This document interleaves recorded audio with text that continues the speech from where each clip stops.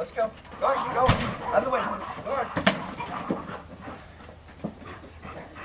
Come on, guys.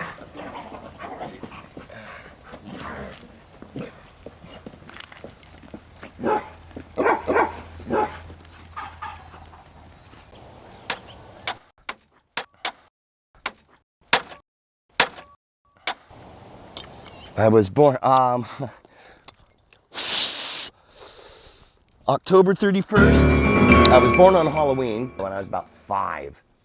And I was over at a neighbor's house. They were babysitting me, and there was nothing on TV. So I had the TV on. There was 3 channels back then. And one channel had golf, the other one had tennis, and the other one had The Wolfman, the old Universal film. And I wanted to watch The Wolfman, obviously, for obvious reasons. And the lady of the house, who was a devout Christian, said, you know, no, you can't watch that. You have to watch tennis. And I said, no, I don't want to watch that. Of course, once again, 4 years old and I'm talking back already. No, I want to watch The Wolfman movie. She said, well, you can't. It's bad. And I said, well, I'm born on Halloween, so that makes it okay. You know, I'm allowed. And she freaked out and started screaming at me and called me the devil's child. And I remember in my little tiny 4-year-old head looking at this lady and thinking, she's crazy. This lady's nuts. Did I fit in well on the playground? No. The playground was fine. It was the classroom I didn't fit in well. Mostly because, well, I was small and would speak my mind.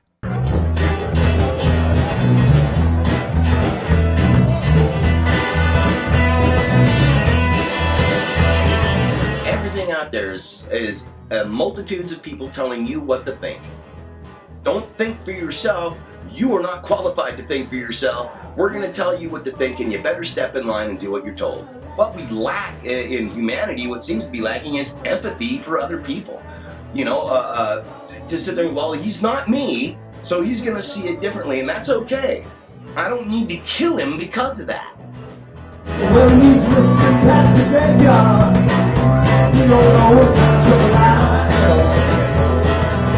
I would speak my mind and I would, you know, get in trouble. I got kicked out of my first day at kindergarten because I wouldn't color my bluebird blue.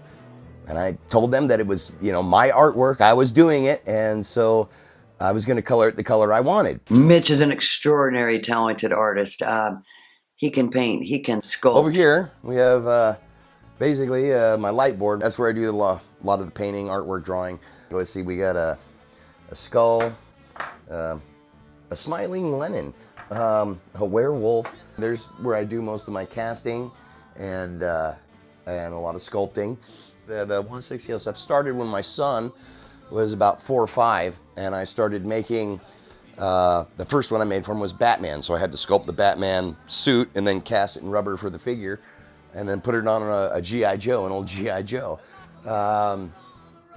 And that's how that got started, which actually somebody came to me and said, well, I want one for my kid, and then it snowballed from there. I started making them of people. They wanted their kids made, or they wanted one of them, so that was a small business that lasted for a short time.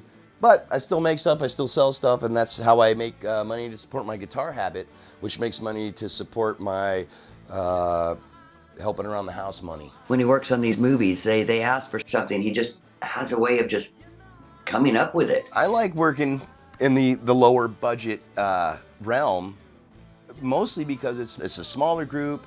You get to know each other and you're working towards a goal, and you can't go, whoa, we're professionals, we'll just get more money. It's like, well, we got to work with what we got. And so you try that much harder. Tiki, which I think is probably one of the better produced films. There was some great gore effects. My favorite one out of that is The Last Shot, which was, it wasn't even planned. We had to come up with something. And so the director was like, well, we'll do this. So Mitch, build something. And I think I had 20 minutes and a bag of stuff that I had. And just threw it together, in less than a half hour. And it's a great scene. It's at the end of the movie, and we don't know what happened to the girl.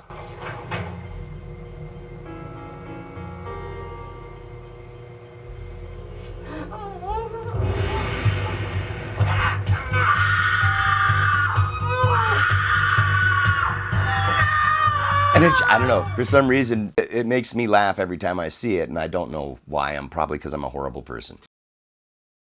Man Without a Saddle.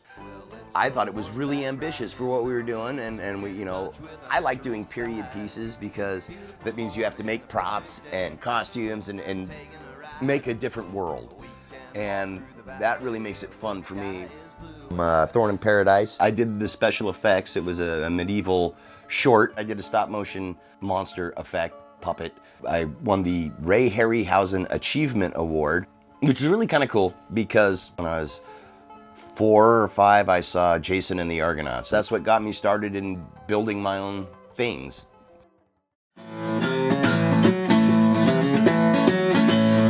When I was about 8 years old, my mother made me audition for the San Francisco Boys Choir, and I passed.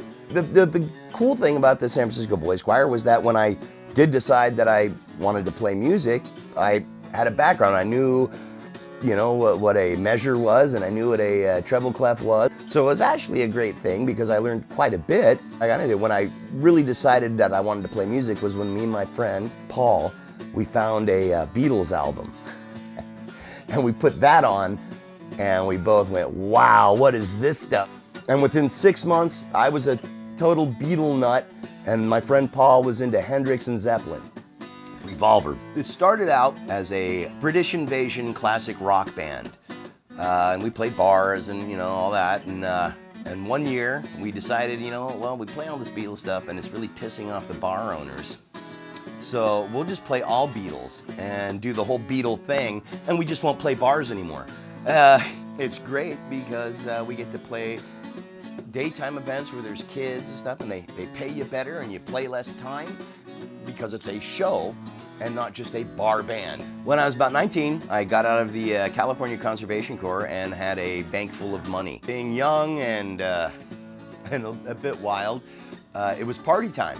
But the partying became a bit excessive, and I decided at one point it was time to quit party time and, get it together because it was getting a little crazy. So I did. I had some friends that lived about 40 miles out in the middle of nowhere, and they had a ranch, and I went there.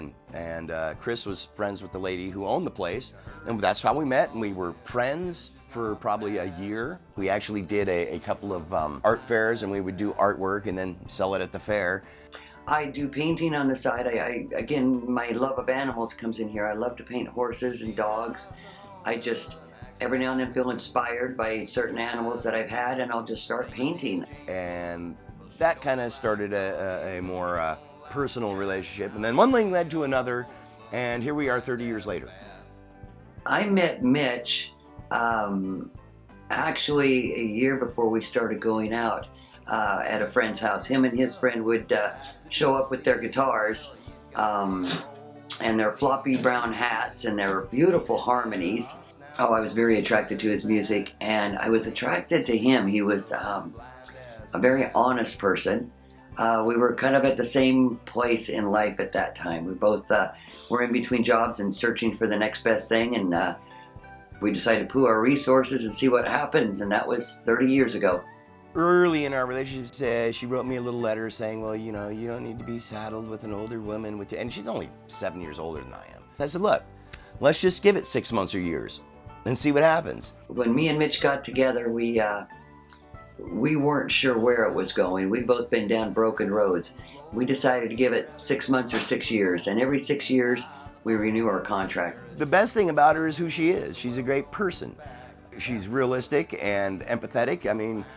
She's awesome, really, period. We've had some health issues recently. About 4 years ago, Mitch was having back pains, and we took him in to get it checked out. Turns out he was precursor to a heart attack, and they put a stent in his heart. They put a stent in and said, shame on you, you need to do this and you need to do that, and you'll get better. A couple years later, I was diagnosed with breast cancer, total remission now. And we had to go through all that.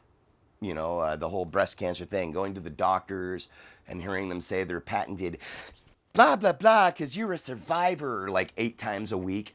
You think they could come up with a new line. Giving us a deeper appreciation for the time we have together. She was going through a lot of the whole, oh, well, we can build it and give you a new breast and blah, blah, blah. It's just a boob. She still has 2. She's got me and the other one. it was one of those things. I don't care. I don't care if you have 2 boobs or no boobs, or they're just body parts. It's what's in here, and I guess what's in here that count. I'm a teeth guy. Yeah, smile. The smile and the nose. I like the nose. If I had not met Mitch, I probably would have caved into my family and not being totally happy or following my dreams. The one thing about being with Mitch is it's very encouraging to follow your dreams. I like the life we have. I like the life we built. Where would I be without her? I have no idea. Where else is there to be?